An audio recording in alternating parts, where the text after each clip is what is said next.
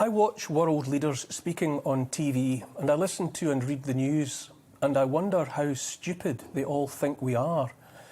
Take our own Prime Minister Boris Johnson. He was on Sky News this week and acknowledged that while the vaccine offers a level of protection against illness and death, it doesn't protect you against catching the disease, and it doesn't protect you against passing it on. Those were his exact words. Surely that sentence right there means vaccine passports would be meaningless and pointless. Even if the day comes when every single person in the UK, from newborn babies upwards, has received the vaccines, the virus, assuming our Prime Minister's statement is to be trusted, will continue to be spread among the population. Knowing that someone has been vaccinated will make no difference to whether or not you might catch COVID from them or whether you might pass COVID on. The inference to be drawn from Mr Johnson's words is that the virus will continue to pass between vaccinated and unvaccinated alike. It may reasonably be inferred, therefore, that continued talk of vaccine passports is not about controlling the spread of the virus. Rather, it must be about controlling the movement of people seeking only to go about their law-abiding business. You can't go to a large event in Scotland without a vaccine passport, but 30,000 VIPs and hangers-on at the upcoming climate conference in Glasgow face no such restriction. I ask again, how stupid do they think we are? Mr Johnson went straight on from that significant sentence to urging everyone to go and get their booster shots, which is to say a third dose of one of the vaccines. The Sun newspaper carried a front-page headline that read, "Perfect shot, third dose of Pfizer COVID jab gives almost total immunity, scientists reveal." Really? So 3 times is the charm? If I was as stupid as they seem to think I am, I wouldn't notice that big media and big pharma are largely owned by vast asset management firms BlackRock and Vanguard. But I'm not that stupid, and I have noticed. Let's remember that the vaccines we're talking about here in the context of boosters are the same vaccines they have always been, just being offered for the third time. I have to ask myself whether sources of news are aware that since the advent of that thing called the internet, we've been able to roam the world in search of news in other countries.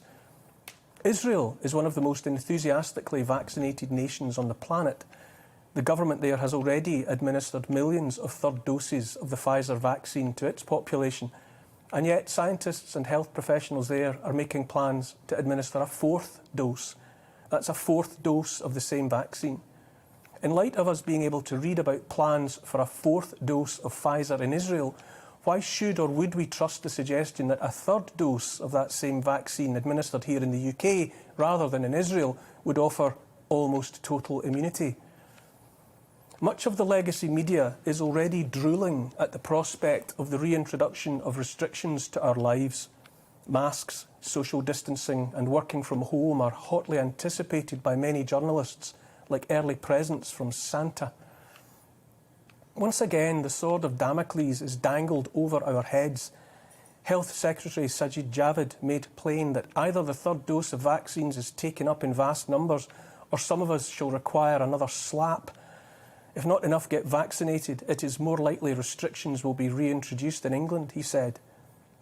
It was only relatively recently that I learned our leaders have, since 2010, been making use of something called a Behavioural Insights Team, known unofficially as the Nudge Unit. It openly, and without causing our leaders the merest blush of shame, seeks to influence public thinking and decision-making in order to improve compliance with government policy.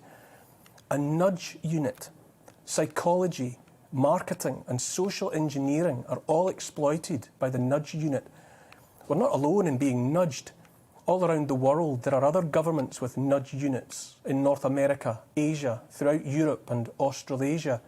Teams of psychologists and other specialists expert in nudging, open brackets, frightening, close brackets, unsuspecting populations of law-abiding citizens into doing what the governments want.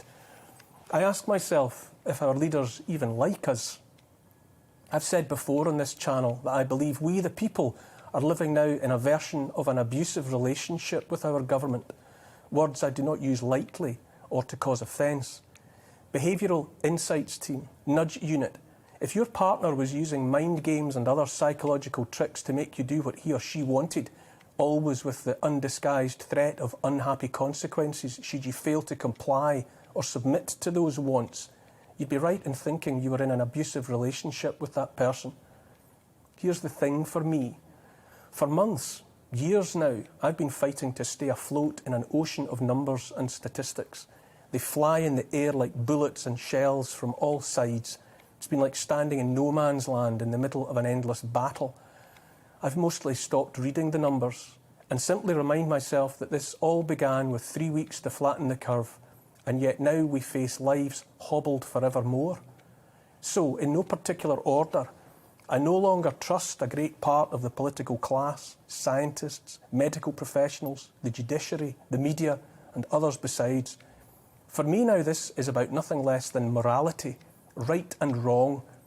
Governments make laws, but just because a government makes something law does not necessarily make that law moral, which is to say right.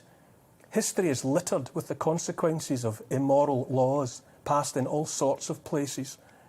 I say a government that uses a nudge unit to manipulate via social engineering and psychological techniques the behaviour of the people it has been elected to serve, not to rule, remember, but to serve, is immoral. Millions of people in this country have been hurt too badly by what has unfolded here since the spring of 2020.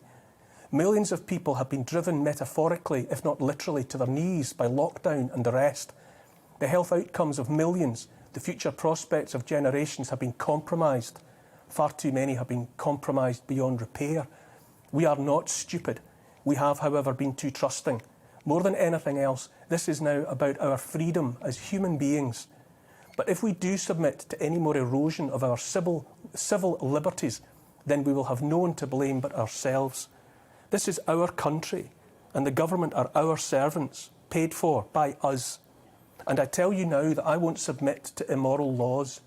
Submitting to the law means less to me, a lot less, than being guided by my morals, by that which I know to be right and not wrong.